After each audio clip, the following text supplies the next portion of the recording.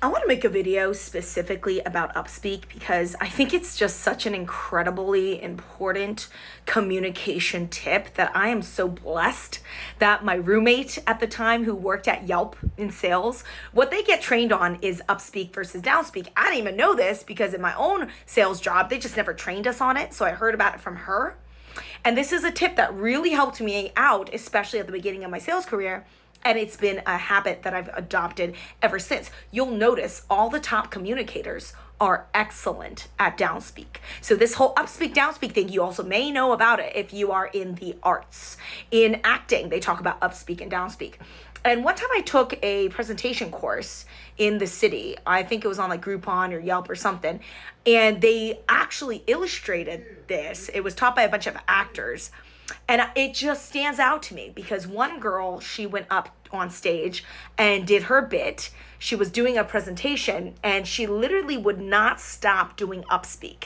And because I have been trained in this, it just stood out to me. I was like so shocked how often she was doing upspeak. So let's get into what upspeak is. It's when you are ending the conversation, the sentence on an upward note. So instead of saying, "What are you interested in?" they say, "What are you interested in? What color would you like this notebook to be in? What color would you like this notebook to be in?" It's this, it's this upspeak, right? You're going up on the end of your sentences.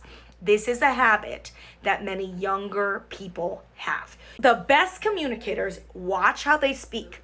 They're all going to use downspeak probably 95% of the time in terms of ending their sentences. They are not going to use upspeak. Upspeak makes people sound very junior. "Can I have a moment of your time? Are you free at all? Are you available to speak to me?" Right? This I can't even do it because it's no longer a habit of mine. I'm sure when I was younger, this was something I would likely do. As I'm older, I just completely have eradicated it from my normal conversation style, especially if it's in a business setting. However, if I am trying to sound less intimidating, I will actually adopt a higher vocal tone just to make people more comfortable with me. So I'll do that a lot in social settings because I don't want to scare people, right? But in my sales job, your girl is using downspeak, especially if I'm speaking to executives, especially if I'm making a podcast episode, especially if I'm trying to make a point and educate my listener on a certain topic. Right? So this downspeak is a method. It is a strategic, it's a tactical approach to communication that will make you sound more believable, more confident, a stronger communicator, and a more intelligent person.